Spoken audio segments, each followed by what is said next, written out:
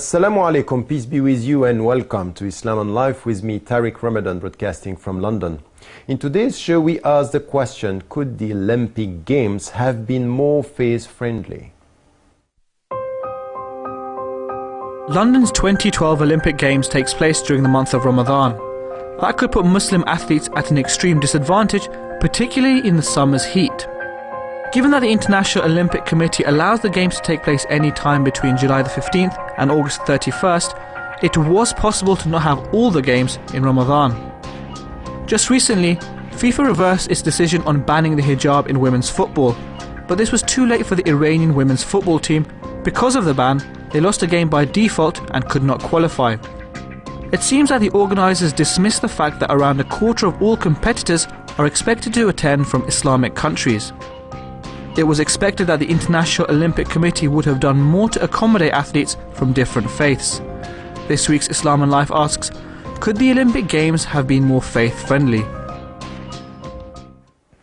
It's important in our world today because professional and being a professional in the sports, it could be whatever, in boxing, in athleticism and all these sports, Muslims are involved, and it's now a way of living. They are professionals, it's their life, and sometimes it's very difficult when you have to practice your religion, and especially of course when it comes to Ramadan and you are fasting, so the performance could be damaged. It could be very difficult to be at the highest level, and when there is a decision to be taken at the highest level of the official authorities and deciding within the 2 months that they have to decide when they are going to start the Olympics, sometimes it seems that they can or they could and they should take into account the religious practices of the people, and especially the Muslims. It's important to ask, is this important? Can they do better in this? And from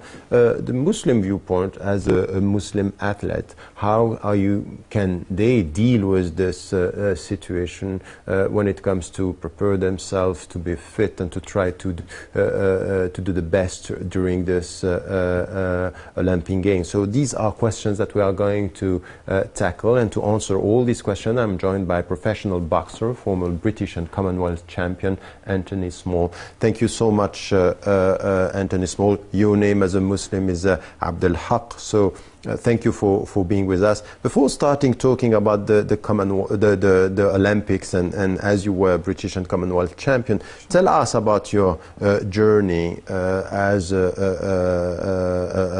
boxer, as someone who was involved in professional. Very recently, you stopped 1.5 years ago. So what is your personal story? Basically, I've been boxing more or less my whole life. I had my first amateur fight at the age of 13 years old.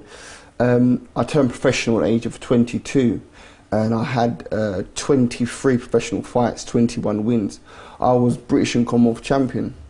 And when I embraced Islam about 6 years ago, the first thing which was presented to me about boxing and Islam, my faith, was the fact of punching to the face. However, I spoke to people of knowledge, and they said on a matter of punch to the face, there's a difference of opinion and so on and so forth. So I continued to box. However, about 2.5 years ago, I came across a hadith from the Messenger of Muhammad ﷺ, where he said that it is forbidden for a Muslim to enter a place of haram. Ibn Abbas, he said about this hadith, he said it's a place where Allah's been disobeyed. Now, as Muslims, we're not to be of those who read verses in the Quran or read hadith and look to apply it to other people, rather to apply it to our own selves first and foremost. So when I read this hadith with the understanding of Ibn Abbas, I realised that my venue where I earn my money, i.e. the boxing venue, is a clear-cut place of haram. It's a place where Allah's been disobeyed, i.e. there's gambling, there's alcohol, there's free mixing, there's even naked women walking around the ring. So clearly this is not a befitting place for a Muslim, being that a Muslim can't enter that place in the first place, let alone be the cause of such an environment. So that's my basically history in sport, and since obviously so you stopped. I've stopped. Yes. So one thing which is, the Olympics are coming. You did not participate to the Olympics because you are obviously a professional. Yes. So when it comes to this decision, you as a professional, would it be even possible for the officials to think about the Muslim presence and to change the dates and to do something which was more relevant, or at least more face friendly towards the Muslims? Would this be possible, or we need not? As a professional, I met some Muslim sports people and professionals, and they are saying, if we start doing this, we are not going to find any way. So the best for the officials is to go ahead with what they are doing, and it's for the Muslims to try to find a way. What is your position on that? See, for first and foremost, Allah mentioned in the Quran, chapter 51, 56, He says, "A'udhu billahi minash shaitanir rajim, Bismillahir Rahmanir Rahim." He says, وَمَا خَلَقْتَ الْجِنَّ وَإِنسَ إِلَّا لِيَعْبُدُونَ. He says, I didn't create the jinn kind or the mankind except to worship me. So when we come from a decision from an Islamic point of view, it would never be in the hands of the Olympic officials to decide whether Muslims can participate, or whether Muslims will participate in a month and a season which is more beneficial for them. Because for an act to be worshipped, for one, it's got to be in accordance with the Quran and Sunnah, and for two, it's got to be for Allah's pleasure. Now the Prophet ﷺ, he said, when we look to the Olympics, it's a venue where people gather and they celebrate what? Asabiya, nationalism. A Muslim will leave from various countries around the world championing his flag. It's exactly your point at the beginning, which is you ask about punching the face, and you got many different views in Islam, and you carried on till you yourself find that what you were experiencing with all the gambling and alcohol, this was not acceptable for you, and you took a decision. Now we still have professional, people who are practicing a sport. It could be athleticism or anything.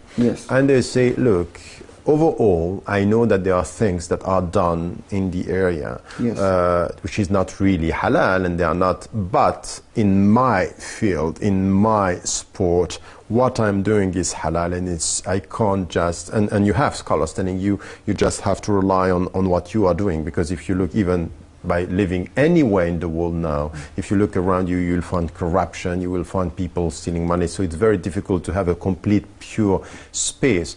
So the point here is that many scholars have different views on this. So your position would be, before even thinking about the Olympic, official organizers, is to say, as a Muslim, you would say not to go? I would say as a Muslim, before we even get to the aspect of what the Olympics is, we've got to understand that it's something that represents, or for the sports in particular, it's something that represents nationalism. Now, no one in the history of Islam ever differed with the Hadith. But it could be also patriotism, that at the end of the day you are not celebrating only your country, you are representing a country, and which is not wrong, Islamically speaking, if and only if you don't go too far by confusing patriotism with nationalistic view, that is my country, right or wrong, which is not for all the people like this. So now there's a very thin line between nationalism and patriotism, for one. And for two, when we look to the history of the flags which Muslims be representing, rather than they're not a history to be celebrated by Muslims. Rather, it's a history of humiliation where the enemies of Islam carved up Muslim land. That's good. That's interesting. What you are saying to Muslims: be self-critical before asking the Olympics to do something. You have also to ask yourself where you are going, what you are trying to do over there. Absolutely. That's a good point. Now, if we come to the Olympics, do you think that they could have done, or they should have done more to respect the Muslim belief during Ramadan? Look, as Muslims, Prophet ﷺ said, "Al-Muslim case fitten." The Muslim, he's smart and he's shrewd. So when we look to the West, who are holding the Olympics, it's not only the West. You have many Muslim majority countries that are involved in the process. Holding the Olympics this year. Yes, you mean in London? Yeah, in London. These are people who have been dropping bombs on heads of Muslims. These are people who are completely unjust towards the Muslims. So they are not the same people. So how? No, the point I'm making to you, how can? No, but they are not the same people. You agree that they are not the same people. Someone who was very much involved in the Olympics, like the mayor, the former mayor of London, Ken Livingstone, was very much against the war in Iraq. He was very much supporting of the rights of the people. Let us come to the topic. Okay. The topic is really this one, because even with facts and history, we can discuss what you are saying now. But my point is this one. Now we have the Olympics, and they are organizing them over summer, during the Ramadan period.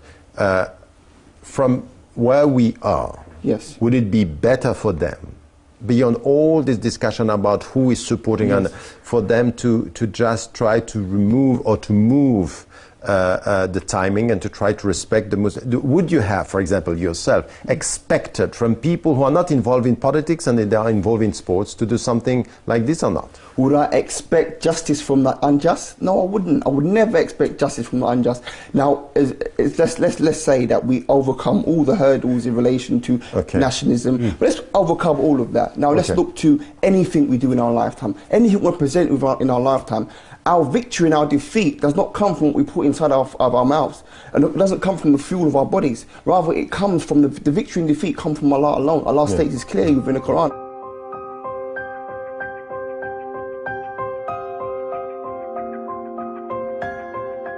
There are practicing Muslim athletes participating in the 2012 London Olympic Games who are going to observe their fast during Ramadan. They try to make a balance between their religious duty and their physical performance. I've been Muslim for the last 6 years, so I've been fasting for the last 6 years, and every year it's been an amazing experience. It's such a blessed time of the year that I genuinely look forward to. I remember as a hockey player fasting during training for Great Britain under-21s in preparation for the Junior Olympics, and everyone was looking at me like I was crazy because I was fasting before training camp. But I managed to go on and achieve my personal best in the fitness scores, which was actually a squad record as well, and go on to be selected for the squad and be an instrumental part of a silver medal winning squad there at the Junior Olympics. So for me, it just shows that if you do anything with Allah as your goal, then you'll always be made stronger. And Ramadan is a great time for us to get the barakah of what Allah is putting in this world for us, and good for us to get closeness to Him, and a time to remember His Prophet Muhammad sallallahu alaihi wasallam. And anything we do in the ibadah is definitely going to aid us towards meeting Him, Allah subhanahu wa ta'ala, in the next life and khair in this life as well. Some of them believe the spiritual strength of fasting in Ramadan helps them to overcome hunger and thirst, and even help them to get better results. Among them is Muhammad Sabihi, a 23-year-old British-born Muslim. He is the first practicing Muslim rower ever to compete for Britain. I've been rowing since 2003. In 2010 and 2011, won silver medals at the World Championships and qualified the boat for the London 2012 Olympics, in which I currently have a seat, and hopefully inshallah I will be competing and winning gold. I became the first practicing Muslim of the GB rowing squad, which is an honour, but at the same time I wish that I wasn't the first. I wish that there were many other Muslims that were rowing and that had reached the level that I had reached. I do feel like it's an honour to be the first, and hopefully I won't be the last. Hopefully through what I do in the summer, inshallah, people will see me, especially young Muslims, and will decide that rowing or other sports is the way forward. Sport, like I said, has given me an opportunity that I never would have had if I never followed my dreams. I make an added sacrifice by fasting. I continue to fast and train as best that I could. And through that, I've also shown my teammates, the people that I work with every single day, I've shown them something that they haven't seen necessarily. It's a side of humility. It's a side that everyone's equal. It's a side that people respect no matter where you come from, what your background is. Let us now come. I understand the overall philosophy from which you come and what you are trying to say about this, that at the end of the day the Muslims should be faithful to their principles and not expect from others to do what they have to do for themselves. Mm-hmm.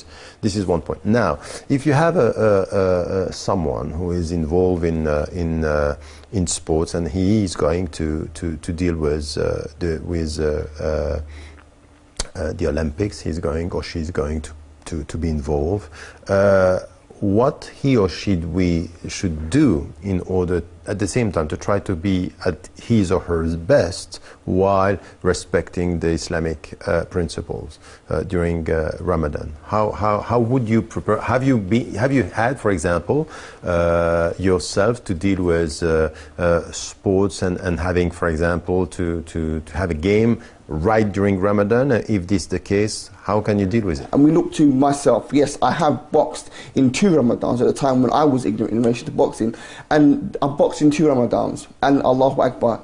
This was during the night or during the day? This was always during the night. It was during the night, but the last time I boxed was a very long day. It was a long summer day. The first time I done so, I basically I adapted my training to suit, but it wasn't a major fight, and I knocked the guy in the second round. Now, the second time I done so, it was a iconic stage as well, because Amir Khan was actually boxing in the same Ramadan, and I fasted, and I said, this is my religion. I must fast. I cannot fight. It's one of my pillars of my faith. Victory and defeat come from Allah. So I altered my training in the middle of the night, and so on and so forth. Ironically, Amir Khan, he boxed a week before I boxed in the championship fight, and he was knocked out because he said, I'm going to start fasting after Ramadan. I'm going to start fasting after my fight, which is not allowed. You can't pick and choose when you fast. Allah says to fast month Ramadan, you fast month Ramadan. Me, myself, I fasted that month, and I boxed a week after Amir Khan, and not only did I win my fight, but I went the longest in any of my fighting history. Basically, I went to 10 rounds, and up to that day, I'd never gone that far, and I felt fresh as a daisy, ready to go. Because why? I went there with the concept that the victory does not come from what I eat. The victory comes from Allah alone. Do you understand? So if Muslims are in that position whereby they are faced with we overlook obviously the ignorance of the flag and so on and so forth, and they are in the Olympic Games, then they've got to look to if they've got enough. This is an important, interesting point. What you are saying, in fact, to now the official took the decision to have it during Ramadan. So all the days are going to be in the middle of Ramadan. Yes. Now what you are saying is that as people who are practicing sport, they should really be strict with fasting. Absolutely. That they have to fast and then to prepare themselves, and whatever could happen at the end of the day, they should know that it's not only coming from them, it's coming from Allah, whatever from whatever the doctors are saying, and saying that it's going to be the heat of summer, it's going to be quite difficult, and you are saying at the end of the day, try to find your way to be faithful to your principles. Absolutely. And don't expect from anyone else. This is the point. Absolutely. What Muslims need to do, they need to look to themselves and think to themselves, on the day of judgment, where is this Olympic medal going to be, and where is my fasting going to be? If I stand in front of Allah and Day of Qiyamah, having not fasted this year's month Ramadan, what's going to happen to me? I'm going to be sinful. These are days you could never make up. These are blessed days. This is the best month. We are asked as Muslims, as believers, to make as much as we can to prepare ourselves. So you have to be prepared. So from a sports viewpoint, when you speak about being ready, you need to be fit, you need to be trained, you need to get the best conditions. The problem is that from outside, many people would say the Muslims are facing difficulties because of the very situation that it's during summer, they are not eating, they are not drinking, so they are not going to prepare themselves the way they should. So what you are saying at the end of the day, that's not the point. The point is do whatever you can, prepare yourself, and then leave it to God. Leave it to Allah, absolutely. Allah, put to work in Allah, trust in Allah, and obviously victory and defeat is for Him alone. It seems that British Muslim athletes in particular tend to overcome the coinciding of Ramadan with the Games and take lead in the 2012 London Olympic Games. Some Muslim athletes, on the other hand, will seek advice from the imams and scholars to find out if they could postpone their fasting for a later time. Although Muslims can find ways to compete in the Games during the month of Ramadan, it would have been a better gesture from the London Olympics organisers and more fit into the spirit of friendship if they had chosen a different date. And what about some of the sports people, or the people at the highest level? They are professionals. They can sometimes get fatwa from scholars saying, because it's a professional, it's because it's your living, because you are at that level, you can during that day don't fast, and you will because during that day it's something which is a necessity. So my main point here is to make it clear that I completely understand your position, and it's based on the Islamic principles. No one can say that's not. Allah has commanded you to fast. Forget about your provisions. Where does provisions come from? Allah is Al-Razak. Do you understand? Even look to myself, my personal avenue. When I was boxing, earning thousands of pounds, I would always worry about my next payday. I would always worry, £1,000 a bank, always worrying. Now, Not boxed for 2.5 years? By Allah. Provisions come from Allah. Allah is the provider. If Muslims have to work in Allah, and if the scholars are those who are supposed to fear Allah. The scholars are supposed to be those ones who tell the people, who tell the people, provisions comes from Allah alone. Allah commands you to fast, so fast. Forget about where your provisions come from. Allah will provide for you. No, I think it's a fair point, and this is explaining your position on this, which is this is what is said and this is what you want to respect. Still, we are in the mainstream Islamic tradition. All the traditions, by the way, there are scholars that are trying to interpret and come with words. We may disagree with them. You may say, this is not what I think is right, Islamically speaking. Still, this is something which is in an accepted diversity. You have these opinions that are given. You might disagree, but we cannot say that the people are not fearing God or they are not following in But my main point anyway on this, because this is a very specific discussion, is the way you are saying that at the end of the day you have to rely on yourself and not expect the people to come with it. So I think that in this, if we have to summarize what you are saying and our discussion is clearly that, okay, the situation is as it is. We cannot change anything with the Olympics. And for the people who are coming from an Islamic tradition is really to be faithful to their principles. And at the same time, as the principles are quite clear, just to find a way to prepare themselves while fasting, to be at the best with their training, but also to be quite strict in the way they have to deal with the Islamic principles and what you are saying at the end, which is something which is quite important, that it's not only in sports, in everything.